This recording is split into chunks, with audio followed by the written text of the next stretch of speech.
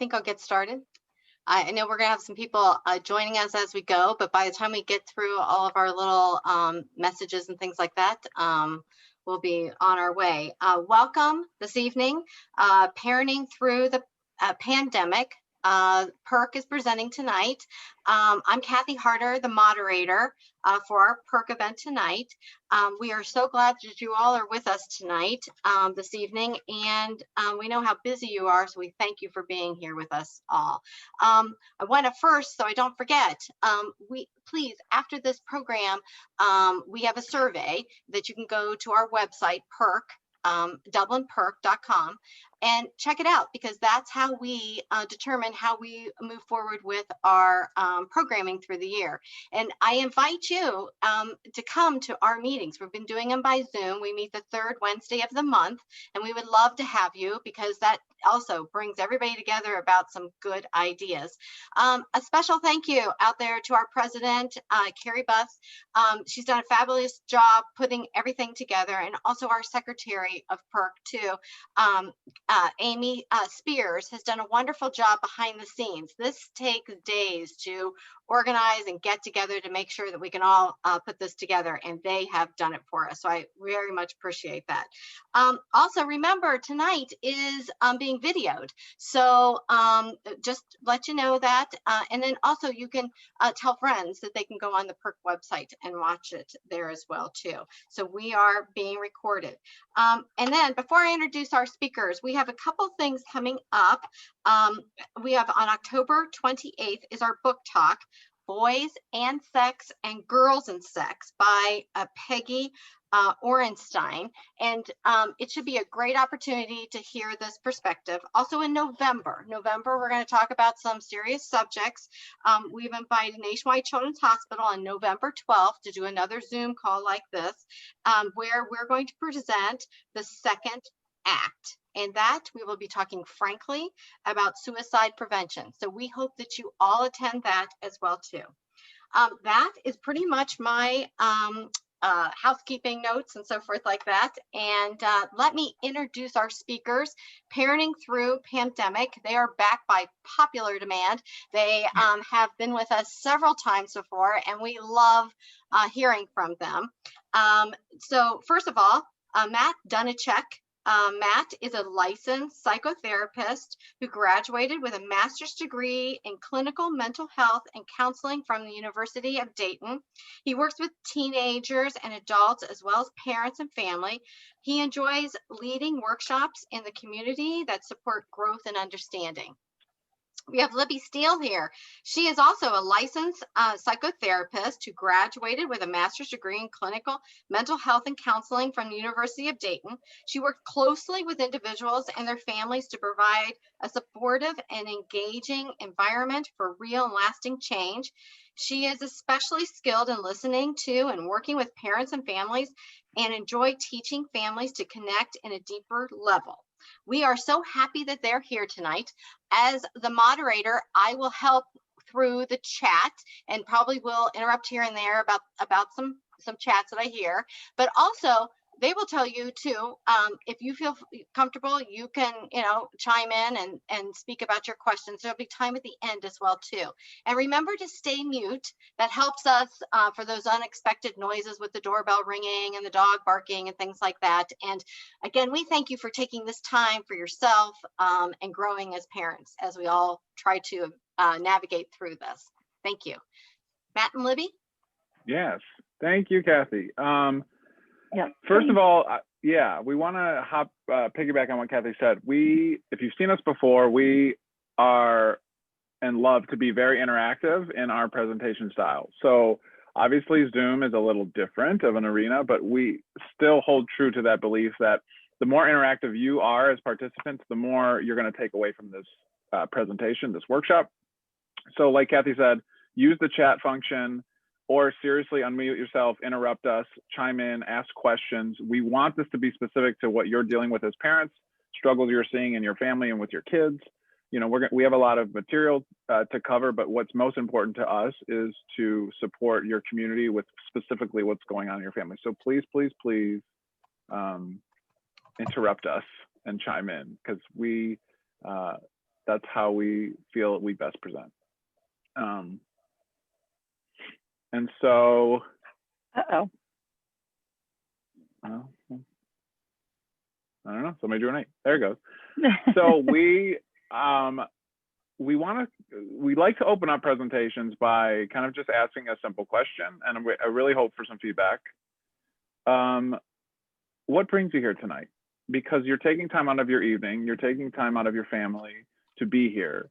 And we appreciate it deeply because we love talking about this, but we also want to share on their behalf, how appreciative your children are. Like, obviously they're not going to thank you for doing this.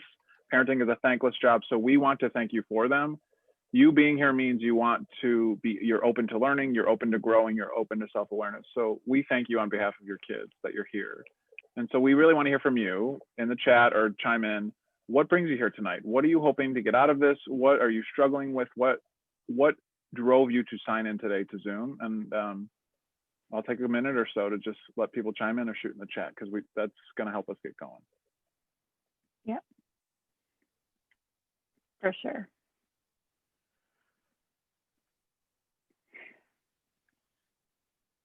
So I see one in the chat. As a parent of a kiddo in a high-risk category, we want to make sure we are providing the best support for our kids as possible. That's awesome. Thank you for sharing that. Yeah.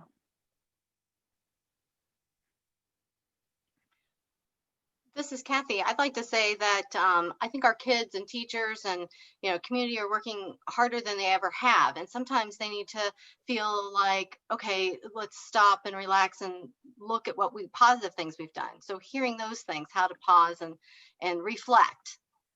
Yes, that's a really good one. Manage work and school. We have one that says we're struggling to manage work and school and our kids' emotions. They are in elementary and are sad and angry. They wanted to know how to support our kids as they are learning remotely. Wonderful. Great. Thank you all. And keep throwing it out there. They hope for, they have 2 kids, a high school junior, a hybrid, and a second grade. We are in such a situation for the first time and wanted to be proactive and learn what we can do better. Beautiful. And I see one above that too, yes, where somebody is saying, hoping for ways to be the emotional support of the family when you are stressed and strained yourself. Absolutely. And then both of my kids were diagnosed with depression and anxiety before COVID. I'm looking for alternative ways to support them during this unusual time. Thank you. Yes, a lot of this is the themes we saw this morning in our first presentation, and also just what we're seeing in our practice and in our own families. So we appreciate you sharing this. And a lot of what we're going to talk about is what we call our core skills of parenting, but it's going to be tweaked to kind of, be with the times that we're dealing with now. Lots more anxiety, lots more frustration, lots more flexibility. So keep throwing them in if there are, but I'm going to switch to the slide. These are our kind of our goals for today, and with your feedback, they can kind of ebb and flow, but this is kind of what we're looking to get across today. We get a lot of this, how to respond supportively and empathetically to our children who are struggling. So the thing that we see, the hardest thing about this, especially for Libby and I as psychotherapists, is this is something we are literally all experiencing together. This isn't something where your child is struggling and you're not also struggling with it. And so it creates this new struggle, this new dynamic where we're also in it with our kids in our own ways. And so we're going to talk a little bit about how to support them while supporting ourselves, because we're all dealing with this, obviously in different ways, but the overarching pandemic and things that have come from that, we are all dealing with. So it can be very difficult to separate ourselves as parents from our children's struggle. Walk away with some tools to help them with their anxiety, and hopefully you too, which is the next bullet point. Managing your own anxiety, your own awareness, your own ability to take good care of yourself so you can take good care of your children. Discussing world events we'll kind of be weaving that in and out throughout the presentation about how we talk about what's going on in the world as things change, as rules change, as well as being able to talk about some of the different various things we're hearing societally and in an election year and all that exciting stuff. And then again, woven throughout, letting your child struggle so they can build resistance. And we'll really talk and hone in on what we mean by letting them struggle. Mm-hmm. And I keep the questions coming because, I think, one of the things I was thinking about as we were talking this morning too, is this idea of parenting during a pandemic. It almost feels like we've been doing this forever now. And I think for me and for some of the parents I've talked to, you almost get a little bit of this sense of like guilt or, well, I should just get used to it or things like that. And I want to validate that the struggle is very real. And that it is okay that you're not used to it. It is okay that it feels like the game keeps changing and you don't have all the answers or any answers. That's just really normal and you're not alone in that. All right, let's see. All right, Libby, you want to take this? Yeah, so I'll just, again, we're not going to read every slide verbatim to you, but I just want to touch on what, this very large paragraph here is telling us. And something that has come up a lot of times in our work with families is, I don't remember being this anxious when I was younger. I don't remember anxiety being this big of a deal. And the reality is that it is increasing. It is worse than it used to be. It's worse than when my parents were younger. It's worse than when I was younger. And there's a lot of anecdotal and empirical evidence out there that talks about why that is. But there's an interesting study that's been going on for a long time that talks about how the rate of anxiety in families and kids and teens now is actually than it was. Uh-oh. I'll chime in. That social media. Am I frozen? No, you're not. You're back. You're good. Okay. Uh-oh. So we'll talk a little bit about some of the things contributing to that and ways that as families you can set a boundary around it. Talking about anxiety with Zoom and Wi-Fi, right, Libby? Right. Oh no. So we want to just preface, anxiety is something that we all face. Anxiety is something that is important as a human being. And before the pandemic and this longitudinal research, anxiety was increasing naturally. And obviously it's increased profoundly. And there's new burgeoning research out there in the last 7 months about how much more anxious we all are, but especially children. And we're going to dig in a little bit more to like warning signs, distress signs where our children are going to need a little bit more support outside of the family. But we don't share this to be doom and gloom. We don't share this to be depressing. We share this because part of being a parent is being aware of what we're facing in the world and being aware of what our children are facing. And so we share this to gain power and understanding of what we're dealing with. And, we can hash out whys, all the whys in the world, but what's important is just the knowing, so that we know our children are facing some struggles that we never had to in different ways on top of a pandemic. I have one parent asking, how do you support a teenager to be successful at school and their interest without making them feel like you're micromanaging as a parent? This definitely leads into.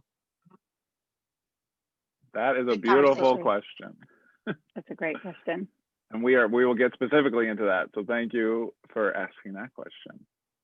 Because I work with a lot of teenagers, and this especially now is a big struggle with school. And just with quarantining and having to be home, a lot of teens have used their online resources to stay connected to their friends, and it can be very tough as parents to know how they're using their screens, in the sense of connecting socially with their friends versus playing versus distracting.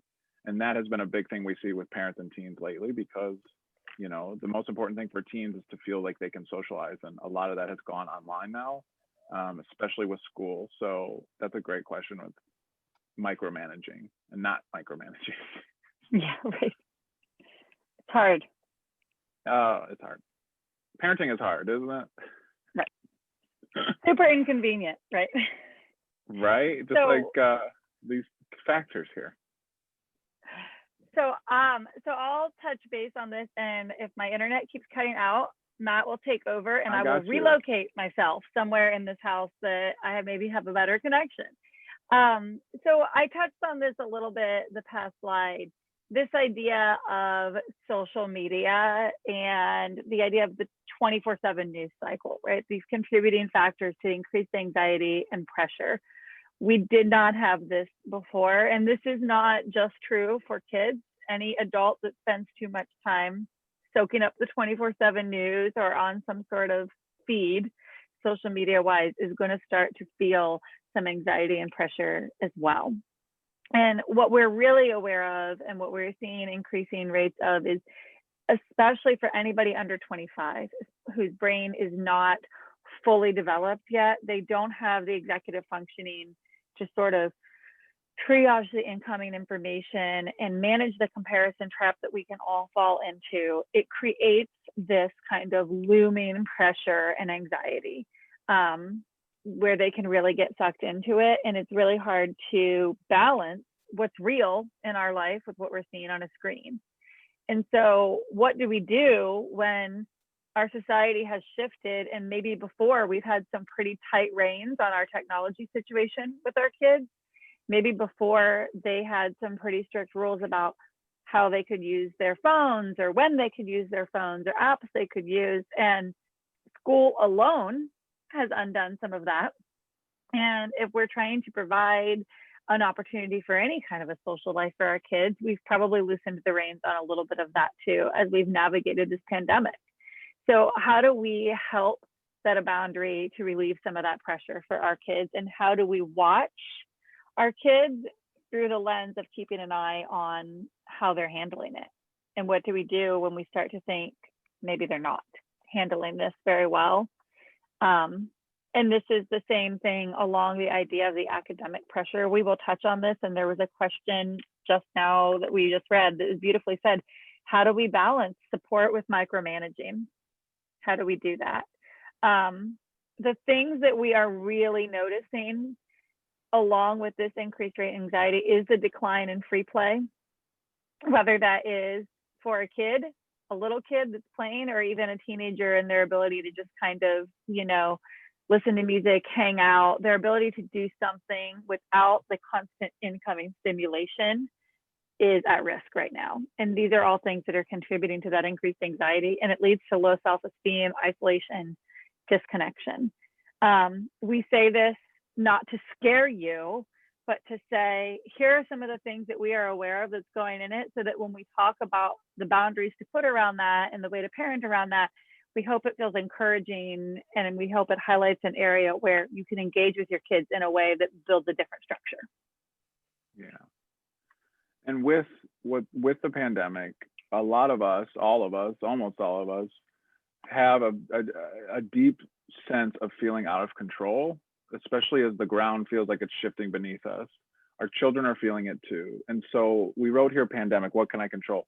It's a new contributing factor that we're all dealing with too, because a lot of us feel out of control. And as children, when I feel out of control, I look to my parents to help me feel in control. And we'll dig way more into how this can look from a tactical skill. But what's really important to remember as a parent and as a person is to understand and know, what can I control in this situation? Because so much around us feels out of control, and it creates so much emotion in us that sometimes the only thing we can control is how we react. The only thing we can control is how we think. The only thing we can control is what we do, because there's so much we can't control. And the next thing we're going to talk about is how we can model this for our kids, and how we can create a space to help them learn in their own worlds what they can control. But this, obviously now, because it's acute, the pandemic is a huge one about contributing factors to anxiety, is feeling very out of control and feeling like everything keeps changing. The ground isn't solid. When is this going to end? We get a lot of this from all of our clients, not just kids. And so hopefully this will help you as a parent too, as we kind of get into this. Yeah. Okay. So again, if you have ever seen us talk, we always talk about the parent-child connection. And we always talk about it because it is our belief that it is at the core of parenting. It is one of the core skills of parenting, that without this understanding and without this in practice, parenting is insufficient. And so what this is, so the parent-child connection. We believe that children learn to be in the world in 3 ways. And really with what's going on in the world right now, the first way we think is most important. So children learn to be in the world in 3 ways. The first way is how we as parents treat them. So what we mean by learn to be in the world is, as a child, I learn to be in the world, meaning I learn about myself as a person. I learn about how the world works. I learn about how society works through how you treat me. And what we mean by that is how you talk to me. Are you warm? Are you cold? Are you open? Are you closed? Are you prickly? Are you irritable? Are you nice one day and mean the next day? How you talk to me. Are you respectful? Do you put me down? Do you build me up? Every interaction that I have with you as your child, I'm absorbing how you treat me. Now, as parents, we're human. We're going to have rough days. We're going to yell at our kids. We're going to do things we regret. And if we do something like that, our ability to come back around and say to our children, I made a mistake, to say to them, I didn't mean to say to them, I was frustrated and said something I shouldn't have said, has so much more power than we believe, because it shows them that we're human, we can make mistakes, and we treat them with respect still. And so right now, especially, our kids are looking to us more and more and more to feel that safety feeling. And we feel that safety as kids by watching you model to us how you treat us. Right. And keeping in mind that that first thing that Matt is saying about how you treat them, if you've done something that you don't love, that's the exact example of it, of circling back and saying, that came out wrong. I sounded really, really mean. I want to try it again. I do need you to put your shoes on. Do you want some help? Let's move forward. That is exactly it. That's the modeling. And the goal is that our kids can catch themselves in the act later and say, could you please, instead of the demands. We're modeling it right there, even in the course correct. So the second way that I as a child learn to be in the world is how you treat each other. And each other is our parents, each other is whoever's raising me, whoever's co-parenting. I watch how you interact with each other. The most important adults in my life, I watch how you treat each other. And it goes the same thing. Are you nice to each other? Are you mean to each other? Do you jab each other? Do you undermine each other? Do you build each other up? Are you affectionate? Is there intimacy? I watch all of this. And there's so much more power in me watching you model for me than you telling me. So I watch my parents or whoever's helping raise me, how they interact and treat with each other, because it teaches me how to treat them as well. And then the third way we learn to be in the world as kids is how you, my parents, treat the rest of the world. And this one is extra large with what's going on in the world, lots going on in the world. So the idea behind this is I watch you interact with the rest of the world, and you teach me how to interact with the rest of the world through modeling. So how you talk to or about the neighbors, how you discuss what's happening on TV, how you talk about my teachers. I watch and I listen.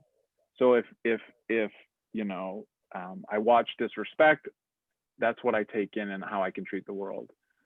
So I'm constantly watching how you treat the world, how you talk about the world, how you interact with the world. And this is from early age to teenage age. So it doesn't matter how old the kids are, I'm still watching you. And we get a lot of teens who, you know, I get a lot of teens who get really frustrated with their parents who say, in essence, do as I say, not as I do. So parents do something and then they get upset that the child does the same thing.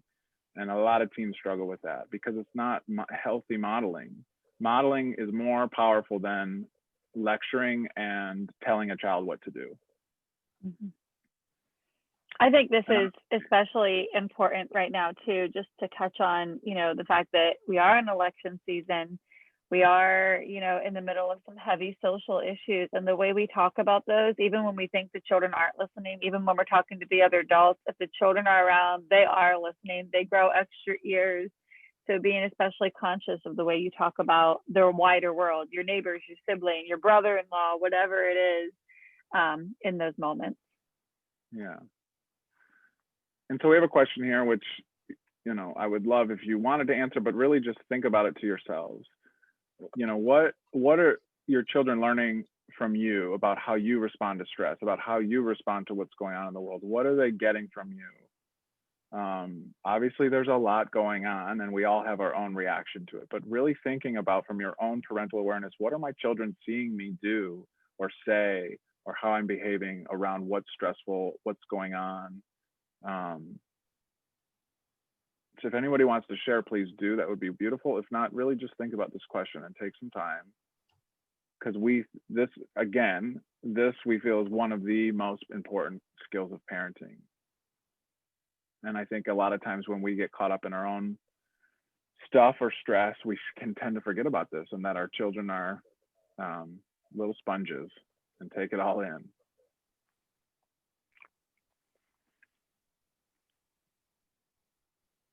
So we're going to keep talking, but again, questions, if you want to answer this question, but any clarifications, any questions, anything you want to share, again, you can chat or unmute yourself.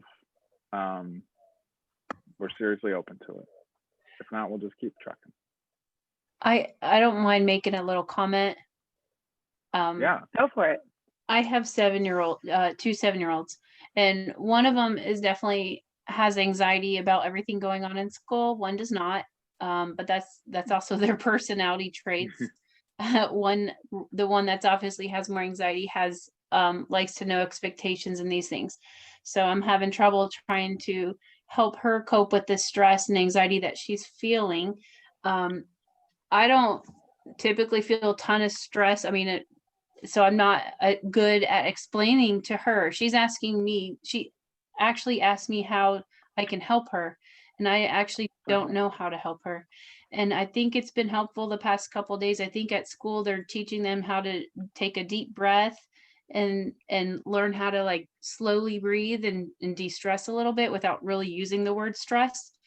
And that's new for me with her to work with, because I've never had to deal with this.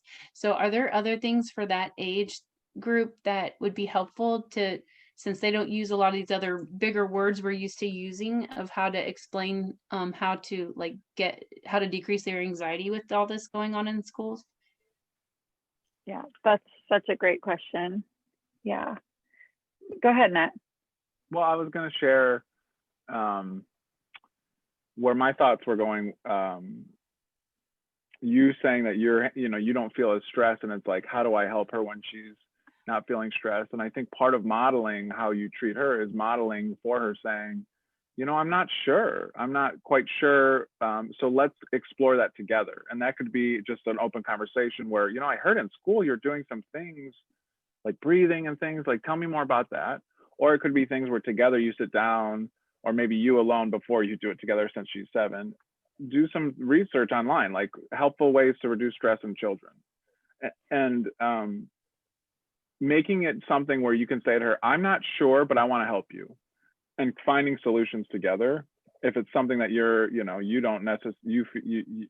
don't feel the stress the way she does, it's okay to tell her that. And then it's okay to say, I want to help. I want to explore with you. I want to help you. I want to look into this with you. And I think bringing up what you just shared about school is good too. And I know, Libby, you have some thoughts on this. Yeah, I think a lot of it is exactly what you just said, Matt, and to say that, that's really excellent self-awareness on your part too. Like, this isn't something I struggle with. I don't get worked up about this as much, and so it's new. And to take some pressure off yourself to fix it, because when we do see our kids struggling, especially when they're little, and we view their struggle as something that should be older than they are or part of the adult world, we get a little worried and we get a little like, how do I make it stop? There's tremendous power in just naming for her or him, your 7-year-old, what they are experiencing, and say, it sounds like you're really thinking about that a lot, and help them dial into what's going on in their body, right? So they keep talking about social distancing, or they keep talking about not knowing what to expect at school, or when we're going to go full-time or not full-time. And you can just say, wow, you're really thinking about that a lot. Do you feel that in your body? Does your heart race a little? Does your belly feel funny? That's a little bit of nerves. That's all that is. There's nothing wrong with you. It's normal to think about those things. Let's take a deep breath and let's just say it again. I feel worried about this. And believe it or not, even something as simple as that helps kids feel better. It's just speaking what's going on into the room, and you're sitting right there to reassure them, this is just nerves. I'm here. There's nothing wrong with you. Because a lot of times where I think kids go is they get that feeling in their body, they get that feeling in their belly, and they think I'm sick, or they think something's wrong with me. And just having their safe person, their parents say, it's going to be okay. I'm right here. This is what's happening, is in and of itself huge. We had another nice share, I thought was a great idea too, concerning a high school junior, but I could also see it in all different ages. But I collaborate with him and ask him his opinion and opinions about things. And we also have different opinions. And so she was mentioning that he learns from me about how to communicate and resolve situations, even things that are tough or in conflict. So I like it about the opinion situations. You may have different opinions. Thank you for sharing that. And that is a really, what am I trying to say? That is, it's another important skill that we're going to talk more about, but it's this idea of, before we try and fix for our kids, it's creating a space where we can collaborate with them around what are their options. Like I said earlier, what can they control? What can they do? It's creating a space through connection, which we'll get more into. It's creating that space with connection to help them discover on their own, in their own way, through their own struggle, what they can do to help themselves, with us sitting and being right there with them without doing for. So thank you for sharing that. Absolutely. And I love the shares, and keep sharing those. I see another quick one in there that just talks about the importance of breathing and getting outside and exercising. I think that's wonderful modeling, and that's a wonderful plan. I can tell you that I sent all of my kids outside tonight for 20 minutes because I could just feel just the anxiety and the tension and the frustration rising in the house. And I somewhat forced them to go outside, but I promise they all came back in happy because fresh air and breathing and moving your body is so important. I think that goes to what you said earlier, Libby, about some loss of free play, being able to get up and get out from behind the screen, get up and get out of the house. Even as the weather shifts, bundle up, let's get outside. That's right. Remembering that kids, that can be just enough for them. And even for us as adults, taking a walk, getting outside, breathing the fresh air. Mm-hmm. So we want to talk about, this in a little bit more detail. This is what we've been talking about. How do you talk to your kids? How do you draw them out? When you have kids that are struggling, when you have kids that seem shut down, when you can tell that they're upset about something, or even just maybe you overhear them say something with such conviction that is not true. You hear them parrot back some sort of fact, and you think, that's interesting. That's not what I think. To check in with the kid and be an open channel of communication. Curiosity is how to lead here. This is what we always want. If you can't remember the way we phrase things, if you can't remember this handy little graphic of communication, at the end of the day, what we want you to remember is curiosity. So draw your kid out. Be curious. Say that, I've heard you say that a few times. That's interesting. Tell me more about what you think there. Or, hey, kiddo, you seem kind of down today. Is there something going on? Or, you have really been snapping at everybody this evening. Let's sit down together. Let's have a snack. Let's talk about what's going on right now. Depending on the age of the kid, they might not take the bait. They might not engage that, but they will feel your care. They will know you're watching and you're paying attention, and that matters too. And here's the flip side of this. They have to have your 100% attention. So especially with distance learning and things that they're missing out on, maybe with friends, to be able to stop what you're doing, be eye to eye or side by side with them, and really hear them out, right? So I think the example we were talking about this morning is maybe your kid is a little more isolated or a little less isolated than some of their peers, and it's causing a little bit of a disconnect. Maybe they wish that they could go to something, and for your family, it's outside your comfort zone.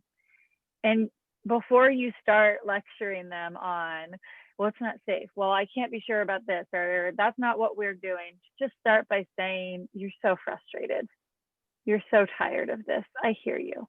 If this is going on and they're coming to you with this when you're not available, don't fake it. Don't do a half conversation.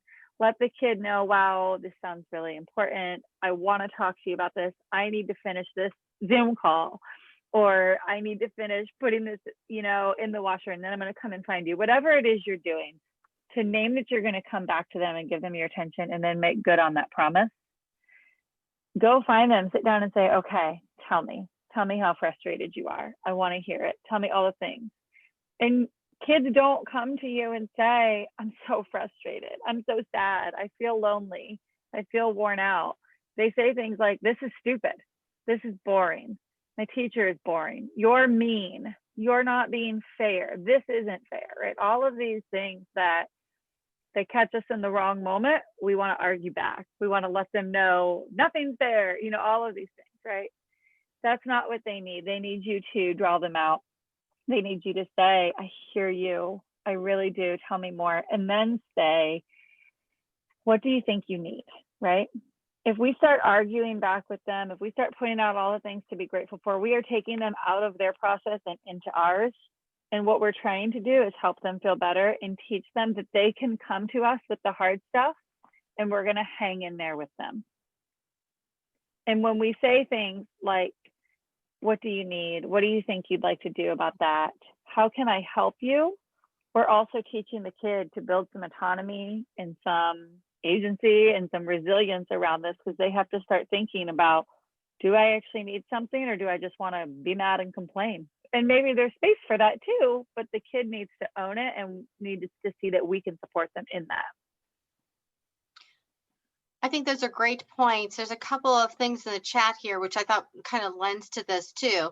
But when you have a 13, 15-year-old and 18-year-old, how do you know you're going to be able to share the appropriate level of pandemic information? And this can be for young kids as well as old kids. And then also we have situations where you're there with your child, and then you ask them, how they're doing, but then they don't respond. Is that a worry, or is that something that is just part of this, of the communication? Thank you. There's one more after that, but we can. Yeah. I'd like to start with the second one, because we're talking about the channel, and then we'll get to the first question. The question about when I want to have an open channel with my kid, but when I ask them questions, they say things like, fine, good, I don't know, which happens all the time. What happens for us as parents is our channel's open because we're adults, because we're the parents, and we're ready to connect. And when we are ready to connect and we ask a question, our child is not ready to connect. Their window, what we call their window, is shut. And so we get one-word answers. We get, I don't know, we get shoulder shrugs. What that tells us as parents is a couple things. One, they're not open. They don't want to talk in that moment. And two, if you sense something is going on, but they're not sharing, that's when you what we call attend to them. You name it for them. So if you notice in their face or their body language something's off, and you say, hey, what's going on? You seem a little off. And they say, nothing, I'm fine. And you can say back to them, I hear you say nothing, but I'm sorry, something seems off with you. Your body language is different. Being able to hang in there a little bit and name a little bit that they're closed. Now they might not open up in that moment, but what they sense is, my mom or dad sees me. I feel validated that they see me. And now I might go up to my room and be upset. And then my window will start to open a little bit. And then my next interaction with mom and dad, I might be a little bit more open and willing to talk. And that's where, as parents, we keep our channels open, and we say, how are you feeling? Earlier was hard for you. You seemed upset. Do you want to talk about it? That we try and extend that branch to see if the channel can open more. The other thing is, a lot of times our children's windows are open, their channels are open, at very inopportune times for us as parents. A lot of times that's at bed, a lot of times that's in the car, and a lot of times that's when we're doing something like cooking dinner or doing something, then they're ready to talk. And that's what like Libby was talking about, to be able to, if we can, either tell them, I let me finish this and I'll come find you, or if we can, drop what we're doing and really shift our focus to engaging with them and entering their world. So this is really tough, because as a parent, our channel's open, we're ready to go. We get the smack down from our kids, but it's just hanging in there with them, naming a little bit if you notice something, and being able to stay with it and attend to what you see. So the more we attend to our kids, the more likely they're going to feel they're going to open up faster. And I don't know if Libby, if you want to add to that question or take the other one too. I think, I think everything that you said is probably per usual exactly what I would say. I think the one thing that I just want to highlight, and we're going to touch on this more later, is as your kids get older, they will shut down and withdraw a little more. That doesn't necessarily mean something's wrong. It also doesn't necessarily mean stop trying, right? Yeah. There's a huge difference between, your teenager gets in the car and they're super sulky and you're like, hey, you okay? Yeah, fine. You can try and draw them out a little bit. Really? You're fine? Yeah, fine. And, do the elevator. You might get a little something. But just like Matt said, if you can say, okay, well, you didn't seem fine, but I also hear that you don't really want to talk to me about it. So if you change your mind, or if you want to talk to somebody else about it, just let me know and we'll work it out. You're still accomplishing that connection, even if you don't have the information. And as they get older, you're not going to get all the information. That's appropriate. It's okay. And what they're going to feel is that connection. Dad noticed. Mom noticed. Grandma noticed. I can't get in the car. I can't hide from them. I can have some privacy, but they're going to notice when I'm struggling, and that feels like safety and connection. The question about the freshman son at home, we're going to talk some more about this a little bit later, but in terms of this idea of pressure and school and how do we not micromanage, one of the huge things you can do there is start by trusting your kiddo, and then have an open conversation about it at a time that you guys plan for. So for instance, right now, I think we talked about this a little bit, and this goes right into this idea of this open channel of communication. Right now, with so much learning being done through a program like Schoology or Canvas or Power School, parents are getting constant notifications. They're not always accurate. I hear a lot of teenagers and kids say, well, it says that it's late, but it's not because the teacher didn't input it yet. And before the kid even has a chance to see that it's late or a grade that maybe isn't so desirable, the parents have seen it and they're texting the kid. What's going on? Why is this missing? It's creating doubt. It's creating pressure. It's creating miscommunication and distrust between the parent and the kid that feels really bad. And I really encourage you to back off. I really encourage you to set the expectation with your kid and then say, once a week, we're going to sit down and talk about this. And if you do have missing assignments or you are struggling, that's when we're going to talk about it. And I want you to be prepared to have a plan. And I want you to share that plan with me, right? If it's an older kid. Now, if it's a first grader or kindergartner, that conversation is going to look a little different. But, I see your kids saying, I know what I'm doing. I have a plan. That's wonderful. And you absolutely can have that independence and still be somewhat responsible for sharing that with me as your parent. And so I'm going to honor your boundary that you want to handle this and let you know that we're going to check in about it together on Sunday at 5. And that's when I need you to be prepared to tell me your plan. Also on that is about maybe throughout this, you'll speak about the pandemic information, how much you should give to your kid and how they're hearing it, maybe even before you are. I thought that was a good question about some news about the pandemic. Yeah. I think with the pandemic and information, it's really imperative. I mean, with any news, I see you have an 18, a 15, a 13-year-old. With any news, to try and filter it first with ourselves. So having our own process and understanding of taking in news. Hopefully it's not having news on 24/7 because that will create anxiety for anybody, but having your own sources, various sources, doing your own understanding and research, and then having conversations with your children. Now I hear that there's an age gap, but I think you can have the same conversation with a 13-year-old and an 18-year-old when it's filtered through your own understanding of what's going on. Now, if your 18-year-old comes home and says this, and this happened, and you didn't realize it happened, you can share with him or her, I didn't know that yet. I need to go and do some research and maybe ask them like, hey, what's some good sources I could look at, or say, let me look into this more before we keep talking, because I want to make sure I'm researched or I understand what's going on before we have a deeper conversation about what is happening. And then if you're presenting information to your kids about what's going on, again, the age appropriateness just means giving them the information in a way that they understand how it's going to affect their lives personally. So this is with school. If school's changing, being able to sit them down and saying, this will affect you because of X, Y, and Z, and these are the new rules because of X, Y, and Z. I don't think younger and middle teenagers need to know much about all the details that are out there about everything. I think it's important for you as parents to understand what is most important that we want to share with our children from our own mouths, and doing your research and being able to share those pieces. Obviously, they're going to get so much more information outside of the family, but the family, you two, the parents are going to be where they come to process and think. And I do think the conversations, if they shift to where you think it's more adult, where it's appropriate for the 18, not 13, I think you're able to say, let's table this and we can talk about it later, and have a private conversation with your older 18-year-old. If it's harder or darker themes that you don't want your 13-year-old to be a part of. I want to add one thing to that. I have overheard before, or I've had kids say, well, I tried to ask my mom about this and they said, don't worry about it. And I want to honor where that's coming from, because sometimes kids drop these doozies of questions on us that we are either unprepared to answer or uncomfortable answering. And unfortunately, what the kid is hearing in there is not your discomfort necessarily, but they're hearing, okay, so you're not a source to get my information.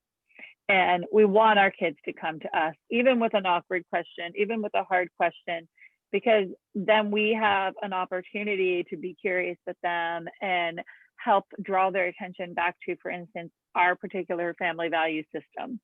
So if they get a question like, about all kinds of things, and their answer is, don't worry about it, we've shut down their process. Mm-hmm. You can say, wow, I need to think about how I want to answer that. Or I need to talk to your dad about how we'd like to answer that. Those are okay. You don't have to do it in real time, but you can honor the question and say, I need to think about that. And let's talk about it a little bit later. Rather than just saying, don't worry about it, or it's none of your business, or that's an adult problem. You might end up there, but to honor their question. And that just goes into attending to them. So a lot of times if kids come to us with, especially younger kids who say things that are very black and white and might be based in fear, we are quick to want to say, oh, that's not true. It's okay. That's not going to happen. What it does is it negates the emotion beneath it. So before we even talk about what they're saying, what they need to know is that you're attending to them. So if they come at you with a black and white statement that seems ridiculous to you, it's taking a breath as a parent, slowing down and trying to be curious with yourself and with them. What is the emotion underneath that they're feeling? And gently naming it with them and saying, that's a really scary thought you're having, or you're really worried about that, or this is upsetting to you. Naming the emotion first is going to help them calm down a little bit and open up a little bit more, so that we can have a conversation about what the facts are or what's actually going on. But the most important thing for the kids is to feel that connection to you from an emotional space. And so as parents, when we hear these things, they can be scary, and we either want to take them away, fix them, tell them not to worry. But what, like Libby said, what that does is it just minimizes and negates, and then it shuts them down more and more. And then we don't become a safe place for them to talk about things. And so what you want to do is, with that open channel, curiosity, curiosity, curiosity, curiosity. naming for them with gentleness and warmth what you're seeing them feel, giving them that emotional language, and then beginning a conversation about what they're having. And this works with any age kids, but it's usually the younger ones who come at us really black and white, because that's where their brains are. Really, you know, Right. ridiculous, scary statements, because they hear things, you know. Okay. Any more? Just throw them out like you have been. This is great. So we're gonna, before we move on, any questions or curiosities or comments about the emotional connection, curiosity, open channel, things like that? Just throw them out.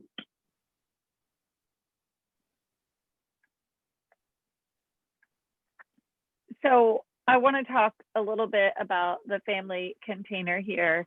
If you've ever seen us talk before, you've heard us talk about this probably as well, because we think it's so important. And what we mean by a family container is a set of family values, a system that sets an expectation for the way your child is expected to operate in the world, for the way the family is going to operate in the world. And it lends itself to safety. It creates a safe container for them to have a struggle, for them to try and fail. If you picture a room with 4 walls, right? And so this is this graphic, basically what we're saying. If you lean on a wall and it moves, that's not a safe wall.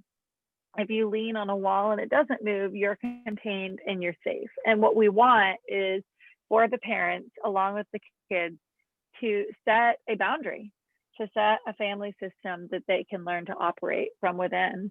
And this is especially important in a container when we are all spending so much time together, when our child has access to the wider world of the internet way earlier maybe than we would have been comfortable with, when maybe we are trying out some new childcare situations and we need to have an easy way to communicate the expectations across different households and different family members. So the system of a family container, it can really be anything. This is just one example of 4 basic value systems to operate from. And your families might be different. I think I shared this morning, this is similar to the one that we use in my own family, but we use the word inclusive, we include others, is one of our family value systems. And so this is something that you set the tone with the family. You can sit down, you can, and we said, you know, there is a blank one of these on our website. You can find it. You can also just draw a square. That's all it is. Nothing special, it's just a square. On a piece of notebook paper, draw that with your family. Sit down and have a conversation with the kids and talk about what's important, right? The goal here is that you don't need a whole bunch of different rules.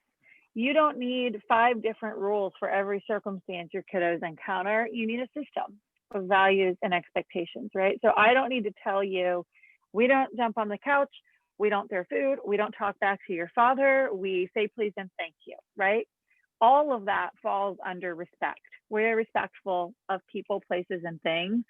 And the goal, when you have a system like that, that all goes back to, for instance, respect versus don't, do, I am creating an opportunity for the kid to start to grow, to start to make thoughtful decisions on their own, through their own filter, so that when they grow up and go out into the world and leave me, they can make a value judgment for their own selves about what's appropriate and what's not.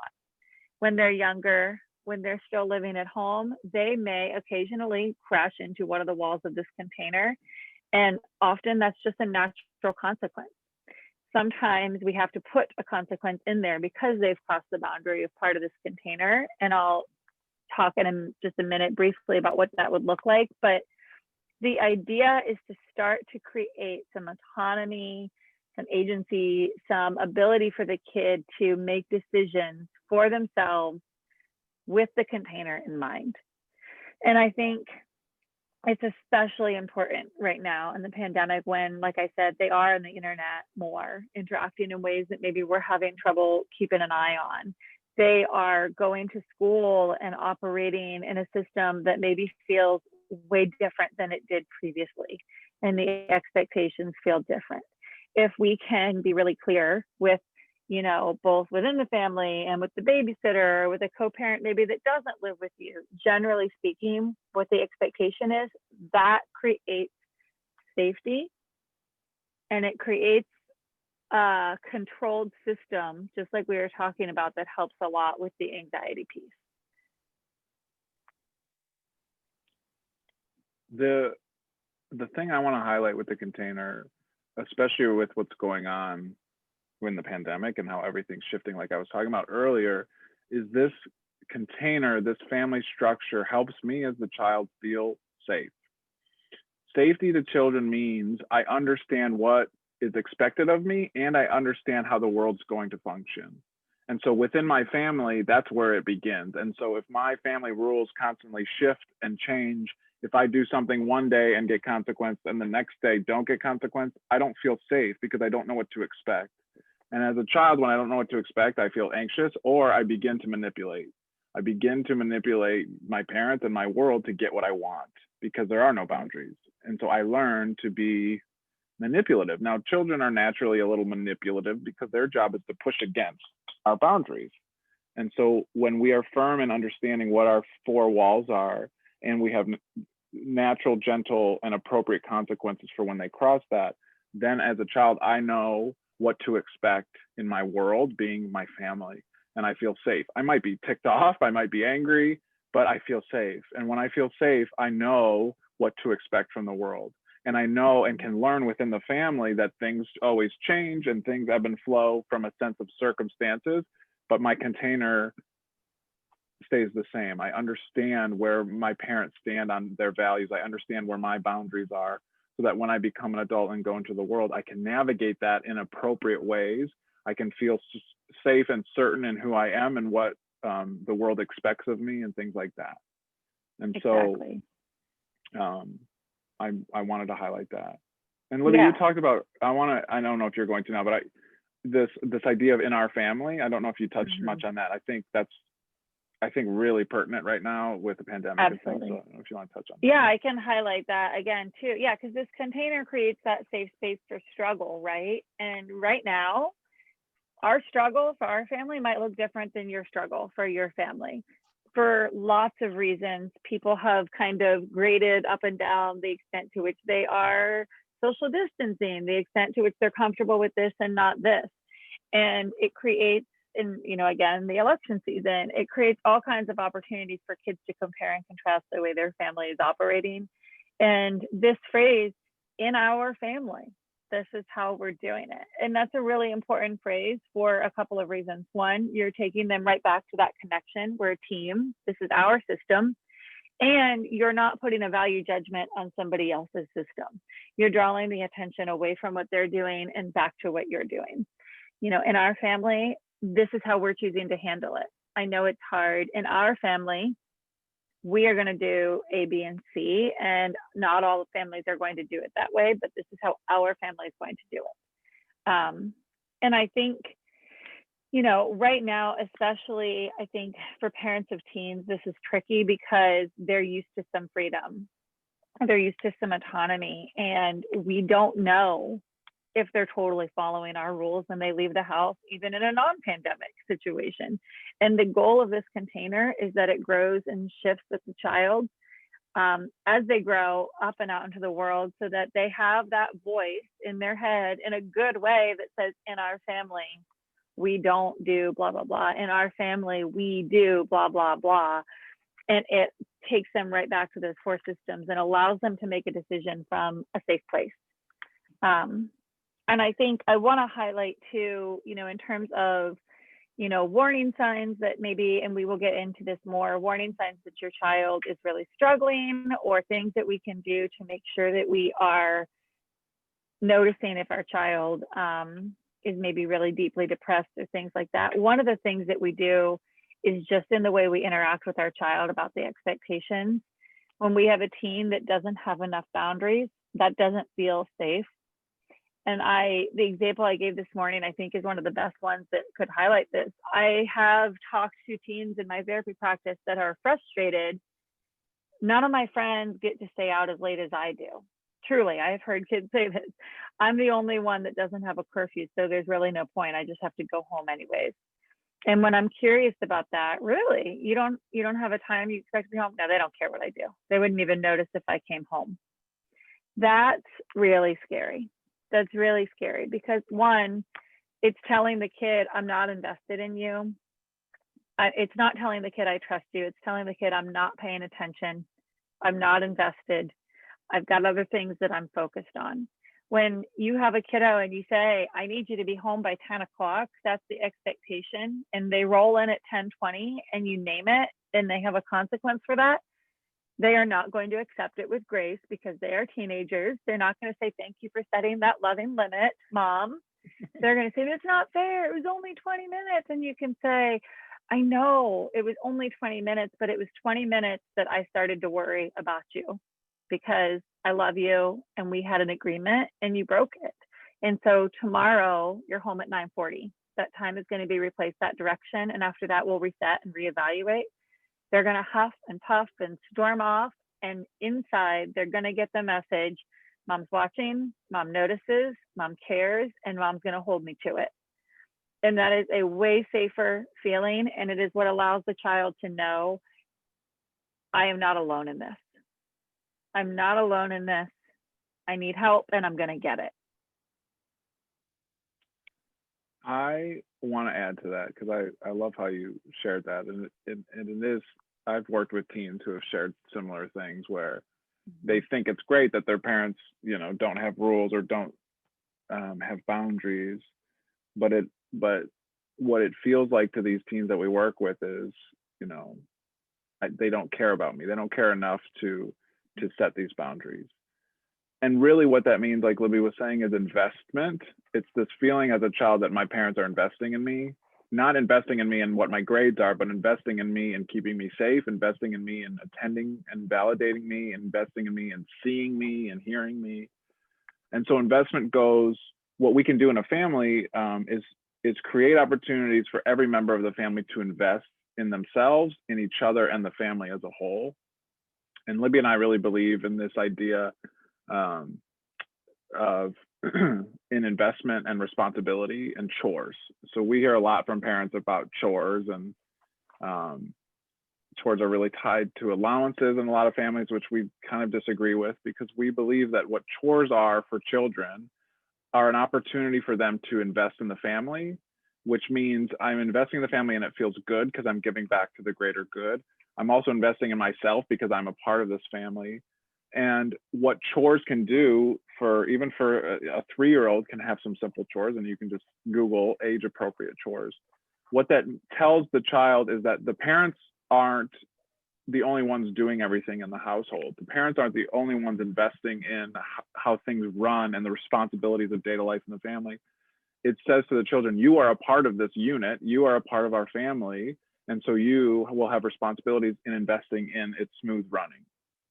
And so a lot of times we share this with parents, and they talk about how their chores are set up, and it's, well, I pay my children an allowance to make their bed and do the dishes and things like that.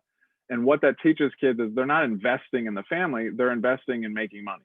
And that doesn't teach children anything, but that money is more important than family. And so the setup of the container around investment is setting up your family such that mom and dad don't take care of all of the responsibilities, the children can also support. And this can come from sitting them down and sharing that expectation. And then the little caveat here is if you have an older kid or a teenager who wants to make more money and obviously can't get a job because they're a little bit younger, then we can add something above and beyond their family responsibility that we could pay them for if we want. So if their responsibility isn't mowing the lawn and they want to make some money and you're okay with it, you let them mow the lawn and you give them some money for it, because that's the above and beyond outside of the family work that they can do. And so why we're kind of harping on this investment piece is it goes back to safety, meaning I'm a part of something bigger than myself in my family, and I'm in my investment within the family. It reinforces this feeling of connectedness, this feeling of citizenship, this feeling of responsibility that is way stronger than a parent lecturing a child, what, make your bed, clean your room, bring these dishes down, because then it becomes a power struggle and a fight. Now it's not an investment in the family, it's a power struggle between parent and child, which we don't want to do. So we don't think it's ever too late to start this, but it's sitting your family down and saying, you know, we want to turn a new leaf. We you know, we've been running this family and it hasn't really been working the way we want as your parents, and so we want to try this new thing. And you can present this container to them after, you know, after you as the parent sit down and decide what's important, and just say, these are our new expectations. This is how we want things to run. This is what we expect of you. This is what we want from you. And in return, things are going to run smoother. And in return, we're going to feel more connected. And in return, mom's going to be less stressed because she's not doing everything. And she's going to feel more supported. And it's setting that expectation with their kids around the container and the boundaries and investments. And this goes and extends outward. Sorry, Libby. I told you we could just keep talking and talking and talking. Okay. This extends outward from the family as the kids grow up and they leave. You know, they're at their friend's house or they're at school. The container will go with them. I think Libby touched on that a bit. Yeah. Sorry, Libby. And I want no, that's fine. I wanted to add one thing to that while we're talking about chores as well, because often one of the things that families that we work with struggle with is what is an appropriate consequence when we need to set one, when they've crossed one of these lines. And often a go-to is, well, I'm going to take away the technology, right? Right now, number one, that's especially hard because they need their technology for school. Literally, they do need it, right? And another thing is often that punishes the parents. Maybe I was counting on you having that technology for about an hour tonight, right? The other part is it's disconnected. It doesn't actually teach them to course correct the behavior where they overstep. It just angers everybody and goes right back to that power struggle. I am a huge fan of adding things in before I take things away. And so going back to this idea of chores and being a citizen of the family and the world, you know, part of the reason we're asking everybody to do certain social behaviors right now, mask and distance and things like that, is to be a good citizen of the wider world. This is a concept kids are truly understanding, and we can use this in the home as well. You know, the way that you are treating the things in our home right now is not very respectful. And I think you need a reminder of the way that we treat people, places, and things. So there's going to be a couple of extra chores for you today when you come home from school before you can go do something else. You know, you have borrowed my cell phone charger many times and you have relocated it somewhere in the house. That's not very accountable. And so unfortunately, for a little while, you're going to be without a charger until you can earn some money to buy me a new one. And here's a list of chores and the value of each of those. Let me know when you'd like to get started, right? And connecting the behavior back to what they need to do to invest and investing in them around that. Obviously, we want to set kids up for success. We don't want to tell a 6-year-old, you've got to clean out the whole garage because you mouthed off. That's not it, right? But adding things in also keeps them in connection with us and helps them understand this idea of investing in the family. I think you said, or I want to add about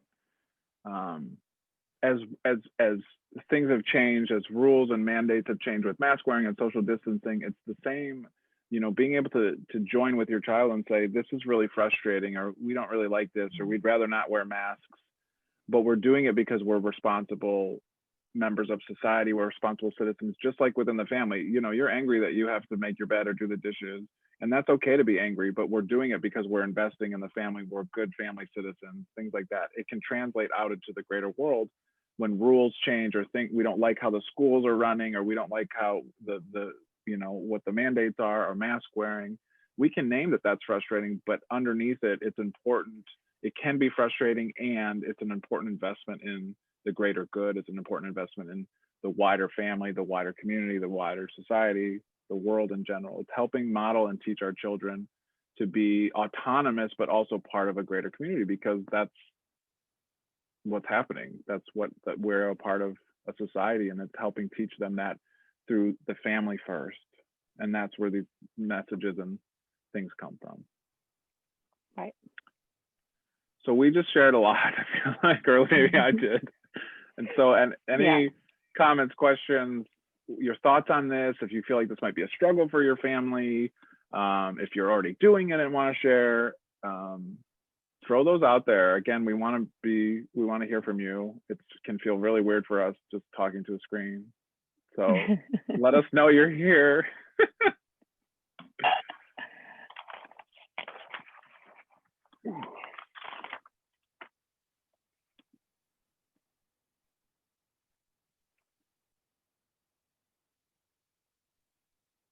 I'm gonna move Libby to distress. Mm-hmm. Because this is thank you, Joy. Really appreciate all the great info. Thank you. I'm glad you're here. We're not just talking to ourselves. We do that all the time. We can do it. Yeah. So we and Libby, I'll let you start with this, but I just want to say we added this slide because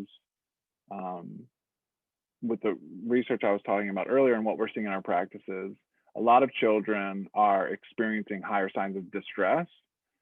And what we mean by distress is the above and beyond the normal stress of life and the normal, I'm air quoting normal, stress of the circumstances with the pandemic, which is stressful enough and we're all dealing with it. So distress to us is something that's above and beyond normal behavior that you've experienced with your child. So yeah, and I remember the comment from earlier. Someone was saying that even before the pandemic situation, they had some kiddos struggling with anxiety and depression, and a lot of times that's probably gotten worse in this situation. So to talk a little bit about that, and the first thing I want to say about this idea of signs of distress, first and foremost, as a parent, your gut instinct matters. It really does. We tell families this all the time. We are experts on children and on families. You are the expert on your child, right? And so if your knowledge of this kiddo and the way they are in the world and what's typical for them is sending off warning signs like something's not right, something's bothering this kid, you're probably right.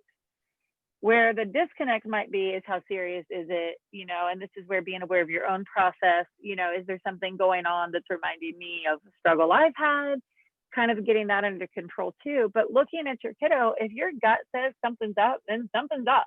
And it's not going to hurt to check in with them about that.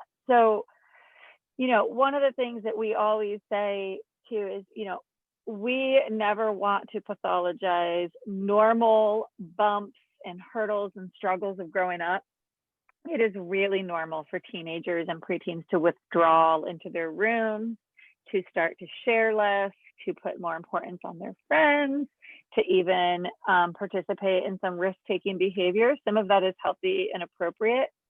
The difference here is when it doesn't change, when it crosses the line into weeks at a time, when they are never able to be pulled out of their funk, when even things that used to get a little twitch of a smile don't get that anymore, when they stop engaging in clubs and social things and responsibilities in a way that feels off to you, this is when it's time to start really talking to the kiddo about it. And to just name, I'm kind of worried about you. You're always in your room and more so than you used to be. And when you come out, you seem like you can't really be present with the family.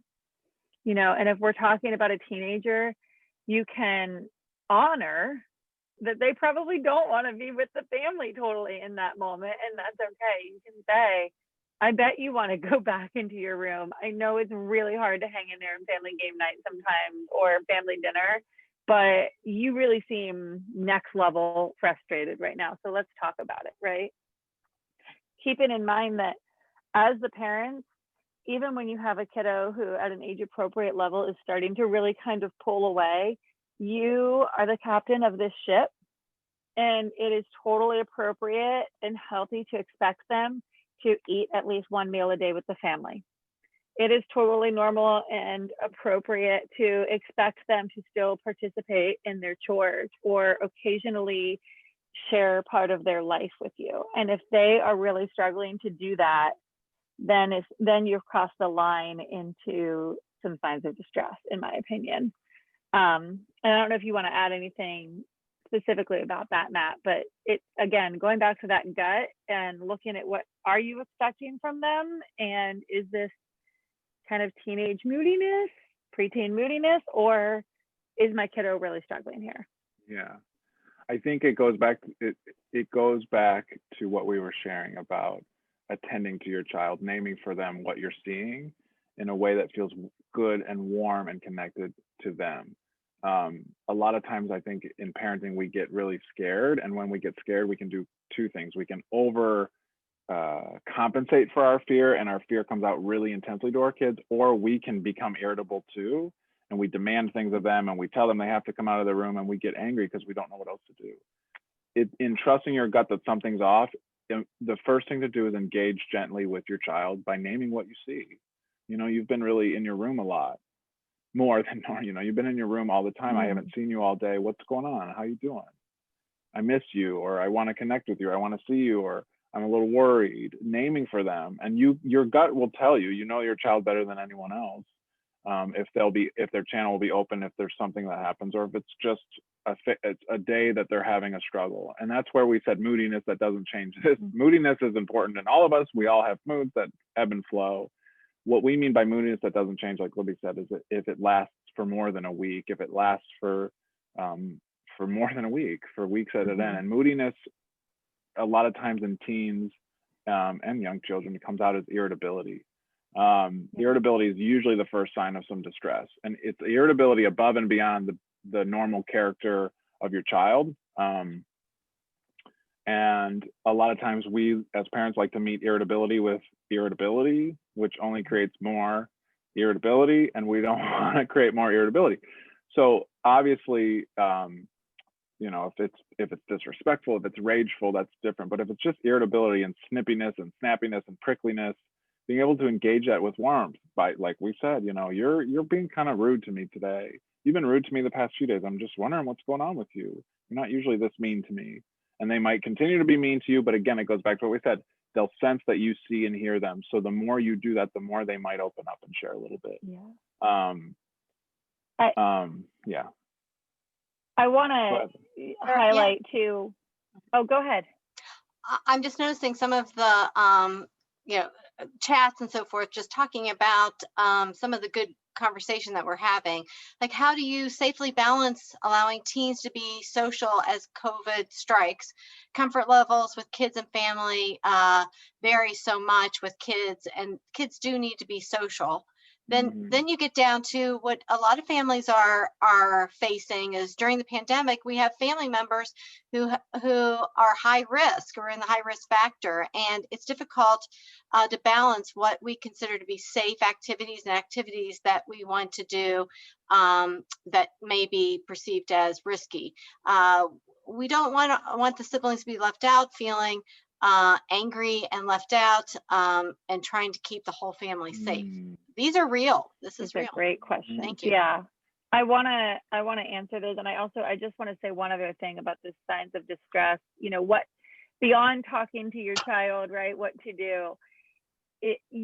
First of all, use the resources you have available to you, the school guidance counselor, even asking the teachers, hey, if they're in hybrid or have you noticed anything? I'm kind of just keeping an eye on their energy level, right? Communicate with the people that are interacting with this child. And then at the end of the day, if you remain concerned, it does not make it worse to talk to the pediatrician, to talk to their primary care provider, or to reach out for some counseling. I shared this morning, I think it's, obviously I think this is my work and what I do, but I think it's great for every kid to interact with a counselor at some point before they fly the nest so that they understand this is not a big deal. It can be helpful. It might feel a little awkward at first, but if you ever find yourself in a spot where you need more help than you're getting in your normal sphere of influence, there's ways to get help out there. And it's as simple as a phone call or an email. and normalizing that for kiddos and saying, I hear you, you don't want to go. I hear you, you're fine. You are going to go. You can help me pick the person, but you are going to go for at least a couple of times because I love you and I'm worried. And after that, we'll talk more about whether or not you keep going. But that's totally appropriate. It's totally normal. And those are some options when you do feel worried.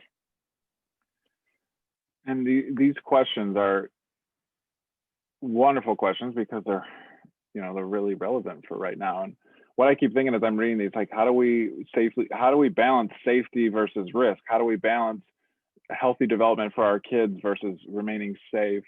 And I think this is a question we are going to have to continue to ask ourselves as parents for as long as it takes. And again, I want to just honor how difficult it is as parents to navigate this. And like Libby and I have been talking about, it's going to be different in each family. And so as things change, I think there was a question about COVID is spiking, the numbers are going up. It's your ability to filter that information as a parent and decide for your family what might change. I think a lot of times we think it's a path, like we shut down, things slowly opened up, and now we're open up and we're going to keep going. And letting your kids know, you know what, we actually have to peel back a little bit. And being able to say we're peeling back because in our family, we believe it's important to keep ourselves safe and the members of our family who are higher risk safe as well. It sucks. We don't love it either. It's not anyone's fault, but this is important because in our family, this is what we believe. And it's exhausting as parents. I want to name that. It's exhausting to have to do this. I honor that. I appreciate that that's the struggle that we're in. And it's important to know, as the parents, what your level of comfort is and mitigate and account for risk sometimes every other day, maybe once a week, checking in with your co-parenting partner. Where are we at this week? Are we still comfortable with this? Where is our risk level at? Are we still comfortable with that? And then communicating to the children. And it's going to be difficult. They're going to be frustrated. And it's using, if you have a family member who is higher risk, it's using lots of language about we are a family. It's not their fault that they're high risk. As a family, we invest in each other, and part of investing in each other is doing things sometimes we don't like to do, like not being able to do this thing that we think is a little too risky. I would add to that too, just quickly, there's so much information out there, and some of it is very anecdotal and some of it is very evidence-based, right? And so what I am trying to do for my own family and what I am encouraging families to do is really try and avoid drinking from the fire hose of information that's out there and decide the sources that you believe in. And I don't mean like different news networks. I mean, decide the sources for information if you have to make some of these decisions where you're constantly balancing physical risk and mental health risk, right? If your family is not particularly high risk, you probably have a little more leeway in balancing the physical and mental health risk.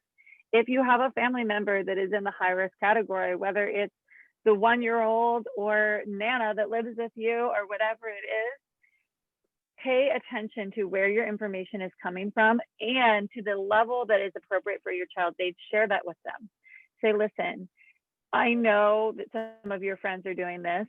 We have talked to Dr. So-and-so, and this is what they've advised us to do. And we trust, just like we were saying at the beginning of this, with, we trust the child's teacher, check in with them about the school expectations. We trust this doctor, we trust this professional. And right now we're hearing Dr. So-and-so say that they think this is where our boundary is. And so we're going to follow that until we understand different.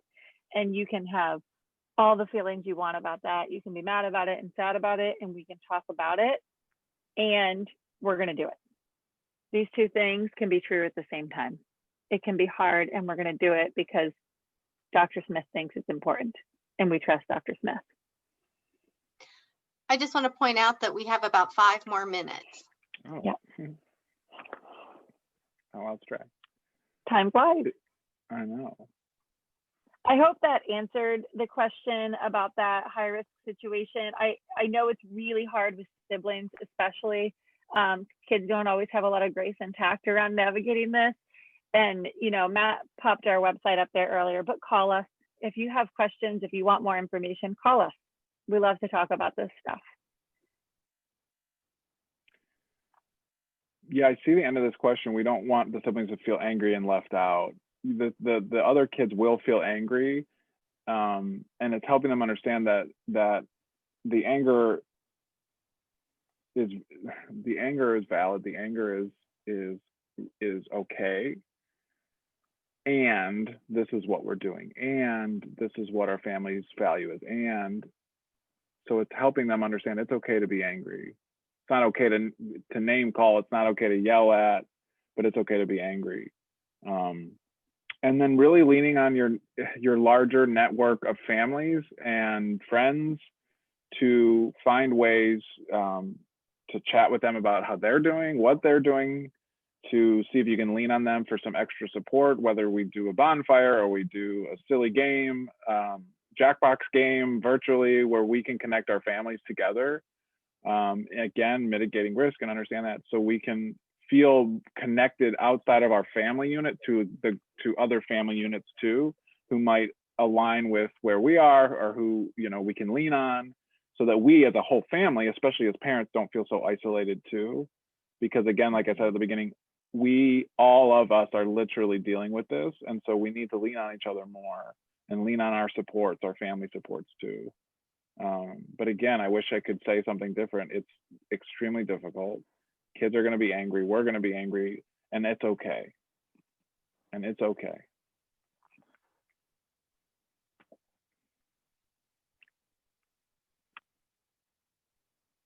You guys have great questions. I saw Peggy, you said, I can hear my children through your words this evening. Also, can I get a do-over as a parent?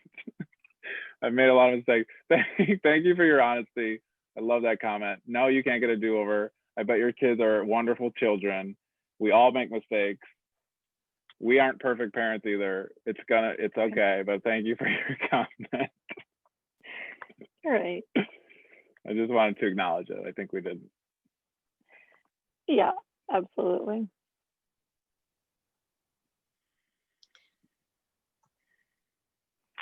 We have a couple more minutes if anybody has any questions, or we're so happy that you could come this evening. It's a great opportunity for our parents.